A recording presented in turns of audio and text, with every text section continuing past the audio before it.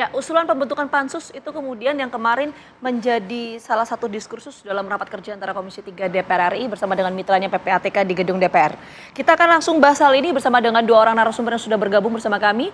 Pagi hari ini saya akan sapa terlebih dahulu yang hadir di studio ada anggota Komisi 3 DPR RI, fraksi PDIP Bang Trimedia Panjaitan. Selamat pagi Bang Trimedia, terima Selamat kasih pagi. sudah hadir. Ya. Ya, bergabung juga bersama kami melalui sambungan online ada Mbak Almas Syafrina, peneliti ICW. Selamat pagi, Mbak Syafrina. Selamat pagi.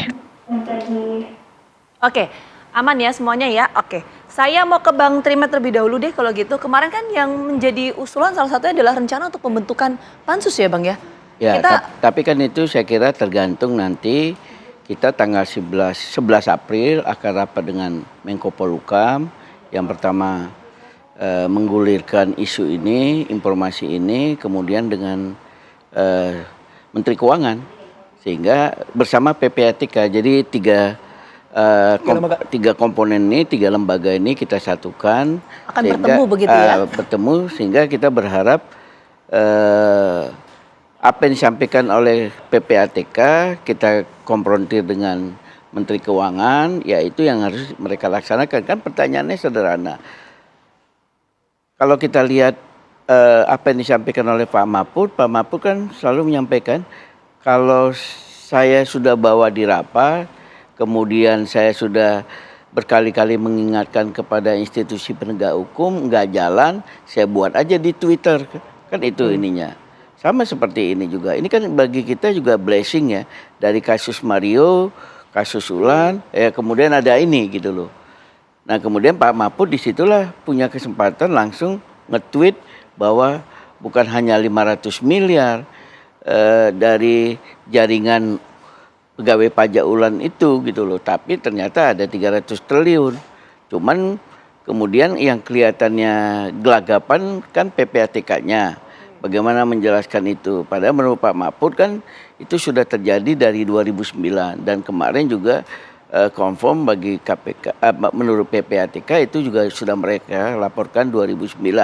Hanya saja tidak ada tindak lanjut yang lebih konkret yang dilakukan oleh dalam hal ini adalah Kementerian Keuangan. Kan bukan hanya 300, ternyata 349 triliun. Ya. Itu kan angka yang sangat besar menurut saya, dan itu kalau kita lihat APBN kita 3.000 triliunan, ya 10% dari APBN kita. Nah itu pertanyaannya kenapa itu tidak kemudian diproses oleh Kementerian Keuangan siapapun yang dianggap mempunyai rekening jumbo seperti itu. Nah Bang Trimet, sebelum kita jauh membahas soal itu ya, soal materinya ya dalam raker kemarin, tapi fokus dulu soal tadi itu pembentukan pansus. Artinya saya ingin menegaskan bahwa pansus ini akan terbentuk setelah pertemuan antara tiga lembaga ini. Kira iya ya. Kalau DPR ini kan selalu call-nya paling tinggi, pansus gitu loh. Tapi kan nanti juga akan dilihat bagaimana perkembangannya. Apalagi kan sekarang ini sudah tahun politik.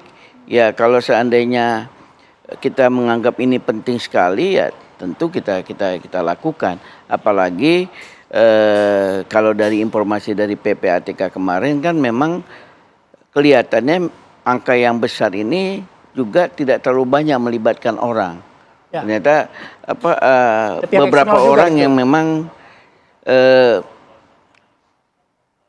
patut diduga lah ya. Hanya saja kan PPATK hanya bisa memberikan rekomendasi, yang menindaklanjutinya kan aparat penegak hukum. Nah tentu aparat penegak hukum dari bahan itulah kita nanti mendorong terutama KPK untuk menindaklanjuti.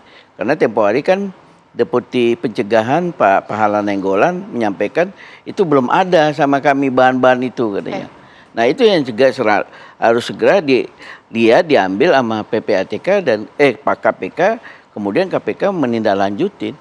Baik. Saya ke Mbak Almas ya, Mbak. Apakah Anda juga bersama teman-teman ICW ketika mendengar kemarin gitu ya? Kalau tadi Bang Trimedia bilang ya, kalau membentuk pansus kita masih melihat pertemuan nanti tanggal 11 April itu. Tapi dalam isu ini, apakah call tertinggi pansus itu memang perlu dilakukan? Iya, saya rasa dalam rangka pengawasan oleh DPR dan juga dalam agenda besar benah-benah atau bersih-bersih di Kementerian Keuangan itu perlu ya. Dan satu hal, temuan PPATK atau laporan PPATK yang disampaikan kepada Kementerian Keuangan dari tahun 2009 kalau tidak salah sampai tahun 2023 ini kan menunjukkan ada persoalan, sehingga memang laporan tersebut harus ditelusuri, harus ditindaklanjuti dengan serius. PPATK itu punya tugas untuk memeriksa transaksi keuangan. Ketika di dalamnya PPATK menemukan ada dugaan atau indikasi terjadi tindak pidana pencucian uang atau kejahatan yang lain, maka laporan itu harus disampaikan kepada penyidik begitu ya. Sehingga saya rasa ya temuan atau laporan PPATK ini yang disebut-sebut mencapai 349 triliun dalam jangka waktu tersebut ada indikasi tidak wajar atau mencurigakan, ya ini patut dilihat sebagai satu persoalan besar begitu ya, untuk kemudian ditindaklanjuti oleh penyidik apakah betul di dalamnya ada tindak pidana pencucian uang ataupun tindak pidana lain, misalnya korupsi atau kejahatan perpajakan begitu ya, untuk ditelusuri secara serius. Oke, Mbak Almas, tadi kan Anda menyepakati ya bahwa ya seharusnya untuk kemudian kita bisa tahu kasus ini secara keseluruhan, untuk mendalaminya perlu dibentuk pansus. Pansus ini kalau perspektif Mbak Almas, apakah memang harus ada keterlibatan dari tim independen di luar teman-teman Senayan atau seperti apa? Ya, sebetulnya terkait dengan dugaan adanya tindak pidana pencucian uang atau tindak pidana yang lain, yang diperlukan adalah langkah konkret, langkah serius yang dilakukan oleh penyidik begitu ya, sebagai pihak yang seharusnya memfollow up atau menindaklanjuti temuan dari PPATK tersebut. Apalagi kalau misalnya disebut ini temuan akumulasi dari tahun 2009. Kita belum tahu nih, ini mana yang sudah ditindaklanjuti oleh Kementerian Keuangan maupun misalnya aparat penegak hukum, karena kemarin juga Ibu Sri Mulyani menyebut sudah ada yang ditindaklanjuti begitu ya, atau apakah ada yang belum ditindaklanjuti atau belum, sehingga tindak lanjut dari temuan itu sendiri saya rasa itu satu langkah yang penting dan itu ranahnya ada pada penyidik begitu ya. Kenapa kemudian PPATK memberikan laporan itu kepada Kementerian Keuangan? Karena memang Kementerian Keuangan berdasarkan Undang-Undang TPPU atau Undang-Undang Nomor 8 Tahun 2010, Kementerian Keuangan adalah salah satu penyidik terkait dengan tindak pidana asal dari TPPU itu sendiri. Sehingga saya rasa hal yang sangat penting adalah peran dari penyidik itu sendiri, misalnya di aparat penegak hukum gitu ya, ada peran dari Kementerian Keuangan juga untuk kemudian menindaklanjuti temuan dan laporan yang disampaikan oleh PPATK. Kemudian perihal misalnya pansus, saya rasa ya untuk memastikan bahwa apa yang sekarang ini terbongkar ke publik begitu ya, yang cukup mengejutkan publik karena nilainya cukup besar, walaupun ini adalah akumulasi dari tahun 2009, perlu juga pengawasan misalnya yang dilakukan oleh DPR, yang dilakukan oleh publik begitu ya, agar tidak berakhir anti klimaks dan clear dijelaskan kepada publik ada apa di balik laporan dari PPATK. Kalau misal disebut dari tahun 2009, apakah sampai 2023 tidak ada improvement atau perbaikan yang dilakukan? Nah, saya rasa di sini peran penting dari DPR ya untuk kemudian memastikan bahwa Kementerian Keuangan pasca polemik ini tidak hanya berhenti pada penanganan case by case yang terjadi sekarang, tetapi juga ada pembenahan sistem di situ. Karena jangan-jangan ya sektor penerimaan pendapatan negara kita yang paling tinggi yang kita tahu ya dari sektor pajak utamanya begitu ya, ada juga misalnya dari bea cukai, ini ternyata banyak bocornya karena ya kita harus melihat jauh ke arah sana begitu ya, sehingga agenda pembenahan itu sangat penting dan butuh pengawalan banyak pihak. Oke. Bang, saya mau ke Bang Trimedia gitu. Laporan PPATK kan 2009 gitu ya, dari 2009 sampai 2023. Anda bermitra gitu dengan APH gitu. Anda dapat laporan nggak? Kenapa dari 2009 sampai 2023 ini menurut penuturannya PPATK sudah dilaporkan, tapi kok tidak ada tindak lanjutnya? Nah, itu juga bagian yang kita tanyakan rapat kemarin. Kalau memang ada soal seperti ini, kan kita setiap masa sidang hampir rutin ya, walaupun tidak selalu 2 bulan sekali ada rapat dengan PPATK, tapi menurut saya paling tidak setahun 5 kali 6 kali ada ya dalam setahun. Nah, itu yang harus kenapa tidak disampaikan oleh PPATK. Ada persoalan besar seperti ini kepada kami, Sehingga kami bisa mengundang pihak-pihak terkait. Misalnya, tentu kita bisa nanyakan kepada aparat kepolisian, kejaksaan atau KPK. Ini ada persoalan nih di PPATK yang menurut PPATK, katakanlah sekarang yang lagi ramai disorot adalah Kementerian Keuangan. Ini nggak jalan laporannya. Nah tentu mereka bisa melakukan langkah-langkah kalau seandainya tidak jalan di Kementerian Keuangan, kalau memang menurut mereka sudah ada tindak pidana asal, kan memang TPPU harus ada tindak pidana asalnya apa, korupsi atau apa gitu loh. Ya kemudian ditindaklanjutin. Kalau mereka kan katakanlah dari Kementerian Keuangan, pajak maupun bea cukai, mereka kan pegawai negeri. Ya tentu lebih gampang penegak hukum masuknya menurut saya. Nah, Bang Trimat, yang jadi pertanyaan saya begini, ini masih menyambung soal pansus ya, pembentukan pansus. Karena kan usulannya dari teman-teman Senayan ya. Senang sekali ya pansus. Nah, karena kan tema kita juga berkaitan dengan itu, Bang Trimat ya, makanya kita juga hadirkan Bang Trimat di sini. Nah, pertanyaan saya begini, Bang Trimat. Kemarin kan ketika rapat kerja, ya kan, pihak PPATK kan sudah mengatakan ya bahwa transaksi janggal 300 triliun rupiah itu merupakan ada indikasi pencucian uang. Nah, dengan adanya pembentukan pansus ini, apakah teman-teman saya menilai bahwa ada indikasi di luar bahwa itu pencucian uang? Jawabannya nanti, Bang Trimat, kita tahan dulu. Kita jeda dulu, kami kembali hadir saat lagi untuk Anda, tetap bersama kami. Oke, saya mau langsung lanjut ke Bang Trimat. Tadi ada pertanyaan menggantung ya. Teman-teman Senayan dengan mengusulkan pembentukan pansus ini, apakah memang menilai ada indikasi lain bahwa ini di luar pencucian uang, atau seperti apa sih sebetulnya yang disampaikan oleh PPATK kemarin? Pertama itu, kedua adalah menurut saya sebagai orang hukum ada upaya melindungi orang per orang dari tidak dibongkarnya kasus ini, sehingga Pak Mahfud juga gemes, dia tweet lah, walaupun terkadang tidak tuntas tweetnya Pak Mahfud kan. Misalnya kita lihat kasus Sambo, Pak Mahfud bilang ini ada yang tidak senonoh akan muncul di pengadilan, ya sampai vonis kan nggak muncul juga itu yang disampaikan oleh Pak Mahfud. Apakah itu dikanalisasi atau apa, walau alam kan. Tapi ini juga harus sama-sama kita kawal. Kalau mau tuntas memang menurut saya DPR membuat pansus. Ya. Dan menurut saya pembuatan pansusnya ini bisa aja kami usulkan nanti sebelum rapat tanggal 11. Rapat tanggal 11 itu kan kita sesungguhnya mengkonfirmasi apa yang disampaikan oleh PPATK kepada Ibu Sri Mulyani, kemudian tanya kepada Pak Mahfud. Pak Mahfud kan bisa lapor presiden. Nah kalau memang Pak Jokowi tidak ini, ya Pak Mahfud baru nge-tweet kan. Nah ini kan kita juga yang kita lihat, Pak Mahfud ini kenapa, apakah memang sampai Pak Mahfud untuk urusan 349T belum ada diskusi atau penyampaian ini kepada Presiden Jokowi, atau memang Presiden Jokowi juga tidak serius perintahnya. Nah itu yang perlu kita konfirmasi, sehingga tidak dianggap bahwa Pak Mahfud ini membuat gaduh. Bahkan lebih jauh lagi, ini kan Pak Mahfud tanggal 8 Maret nih di Jogja keluarin isu ini. Ini kan sudah hampir 3 minggu nih. Ya. Saya kira sebulan jadi nih isu ini kan. Tapi pernyataan seperti itu pada publik bagaimana Pak? Sebentar Mas. Apakah penyampaian ini untuk menutupin isu-isu lain? Kita kan juga nggak tahu. Kita selesai Sambo muncul ini.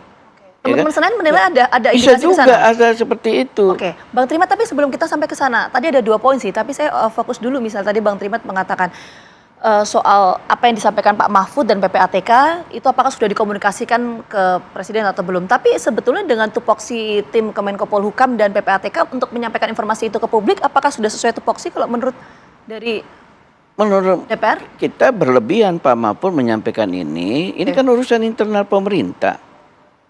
Berlebihan langsung men-tweet sehingga seperti ini jadi bola liar. Nah memang kan dari tahun 2009 349 triliun itu mungkin saja cuma 20%-nya, 30%-nya yang memang memenuhi kualifikasi ada tindak pidana korupsinya atau apa gitu kan. Tindak pidana asalnya dulu nih, baru TPPU, kayak mantan Hakim Agung itu kan sekarang ditetapkannya Gazalbi yang TPPU-nya kan. Tindak pidana asalnya dulu. Kalau KPK kan tidak mungkin tidak menindaklanjutin, apalagi ada komunikasi antara pemerintah dalam hal ini Menko Polhukam lah kepada Ketua KPK, ini ada kayak begini, ini instansi ini lama, udah kalian aja ambil ini, kan bisa seperti itu, tidak perlu men-tweet seperti itu, karena itu kan Ranah internal pemerintah kurang iya, lebih gitu itu ya Bang sebenarnya Trimet ya. ranah internal pemerintah, dan kita sangat menyayangkan seperti yang Pak Mahfud bilang, saya sudah capek menyampaikannya dalam berbagai rapat, akhirnya saya tweet aja. Nah, Itu kan ada problem juga sebenarnya Bang kalau di situ Bang. ya makanya saya bilang itu kan problemnya pemerintah, ya tidak bisa mengungkap itu. Nah, maksud kita ini dikawal dong sama Pak Mahfud. Nah, kita juga mau tahu Pak Mahfud seperti apa komunikasinya dengan Kementerian Keuangan. Apakah Pak Mahfud ini takut dengan Ibu Sri Mulyani ataukah memang tidak ada respon yang baik dari kepolisian, kejaksaan atau KPK? Itu yang kita juga ingin tahu dari Pak Mahfud. Dan men-tweet itu nggak tuntas ini. 300T ini terkecuali seperti saya bilang tadi, terkuraslah energi kita 1 bulan sampai selesai Lebaran kita bicara soal kasus ini. Kita tangkap poinnya Bang Trimet. Ada 2 hal yang menarik tuh Bang ya. Soal tadi apa yang disampaikan Pak Mahfud, sama tadi soal ada indikasi di luar pencucian uang Bang. Saya lanjut ke Mbak Almas ya. Mbak Almas, kalau tadi Bang Trimedia juga sudah menyampaikan itu adalah persoalan atau permasalahan internal gitu yang seharusnya memang diselesaikan oleh internal pemerintahan sendiri. Tapi dari kajiannya teman-teman ICW begitu, apakah mandeknya begitu ya, misalnya laporan-laporan soal transaksi mencurigakan itu memang sudah ada dari dulu atau baru mungkin terlihat oleh publik sekarang, Mbak Almas? Iya, Mas Bayu. Pertama, pada hakikatnya di perkembangan penegakan hukum kita, tindak pidana pencucian uang itu tidak ada kewajiban begitu ya untuk pembuktian tindak pidana asalnya dulu, sehingga memang dari temuan PPATK yang sekarang ini itu perlu ditelusuri lebih jauh, apakah misalnya di dalamnya nanti mungkin di situ ditemukan gitu ya, ternyata ada tindak pidana asalnya, apakah misalnya itu korupsi, apakah misalnya ada kejahatan pajak atau yang lain, sehingga memang salah satu tindak lanjut yang penting untuk dilakukan untuk memfollow up laporan dari PPATK ini adalah salah satunya menelusuri ada dugaan tindak pidana pencucian uang ataupun tindak pidana yang lainnya begitu ya. Kemudian yang kedua, kalau dilihat kan sebetulnya kasus ini mencuat begitu ya, sebetulnya bukan karena ada temuan dari Irjen Kemenkyu atau misalnya berawal dari temuan PPATK yang bocor atau beredar di tengah publik begitu ya, tapi ini adalah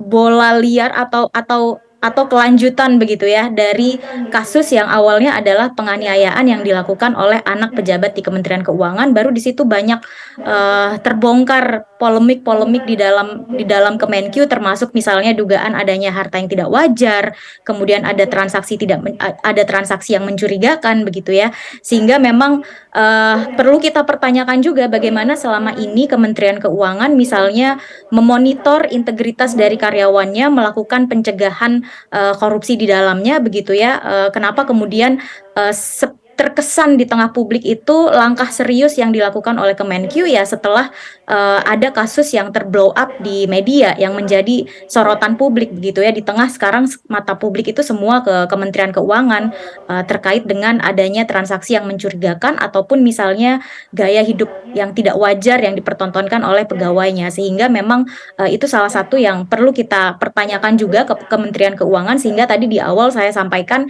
yang penting ke depan juga adalah pembenahan sistem. Nah, ini mungkin perlu juga menjadi fokus DPR begitu ya, untuk memastikan bahwa di Kementerian Keuangan ke depannya tidak lagi terjadi hal-hal yang kira-kira atau ada dugaan di situ misalnya terjadi tindak pidana pencucian uang atau transaksi yang mencurigakan dan lain-lain begitu. Karena selain ini menggerus kepercayaan publik, tentu ini ada perlu dilihat ada dugaan kaitannya dengan misalnya pendapatan negara kita. Jangan-jangan ya pendapatan negara kita bisa jauh lebih tinggi dari sektor pajak begitu ya, kalau kemudian di dalam Kementerian Keuangan itu sendiri tidak ada korupsi atau pelanggaran-pelanggaran integritas yang dilakukan oleh pegawainya. Oke, baik. Jadi Mbak Alma, saya ingin penekanan dulu sebelum ke Bang Trimet. Artinya ICW juga melihat ini ada potensi di luar pencucian uang ya? Meskipun sekali lagi kita nanti tunggu ya perkembangannya seperti apa ya?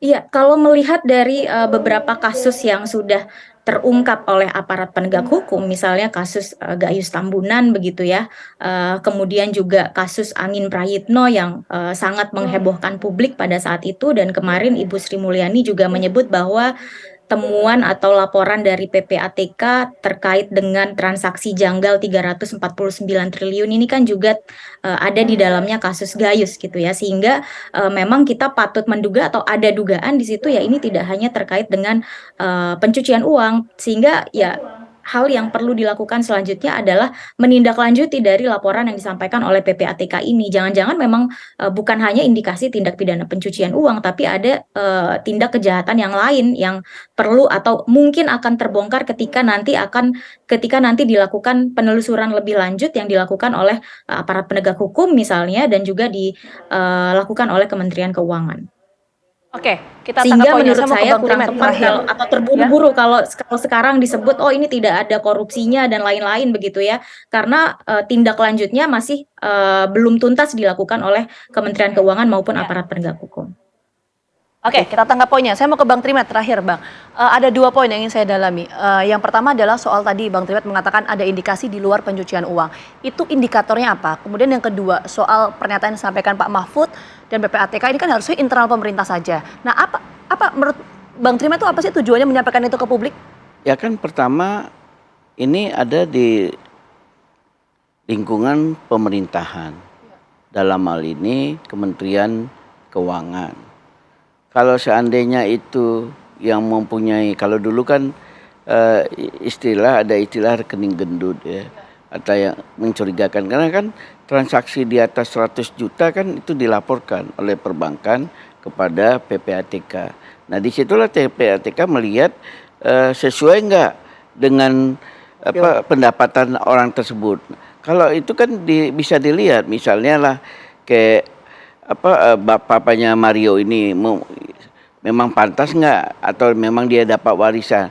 Nah dari situ kan kita lihat kalau misalnya itu kan petunjuk, kemudian dibuktikanlah bahwa dia ini korupsi. Oke, itu untuk poin pertama ya, Bang ya. Untuk poin Kemudian kedua, dari situ baru kan tindak pidana asalnya harus ada, baru pencucian uang. Oke. Nah pencucian uang ini ujungnya kan kita bisa melakukan menyita hartanya.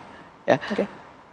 Pelaku tindak pidana korupsi paling takut dia kalau masuk kepada TPPU. Oke, kita ya. tangkap poinnya Bang Trimet. Ini karena waktu terbatas tadi pertanyaan saya, mungkin terakhir singkat saja. Tujuan Pak Mahfud dan PPATK menyampaikan itu ke publik itu apa? Singkat saja. Terutama saya kira Pak Mahfud ya. Kan Pak Mahfud bilang beberapa kali rapat, berapa kali dia sampaikan tidak dijalankan. Nah mudah-mudahan kita mengajak Pak Mahfud sama-sama kita kawal kasus ini sehingga sama-sama kita tuntaskan ini. Harapan saya paling tidak 10% dari apa yang disinyalir Pak Mahfud ini bisa kita amankan dalam rangka penyelamatan keuangan negara. Oke, baik. Terima kasih Bang Trimedia. Ya, Mbak Almas juga terima kasih ya sudah bergabung bersama kami di Apa Kabar Indonesia Pagi kali ini.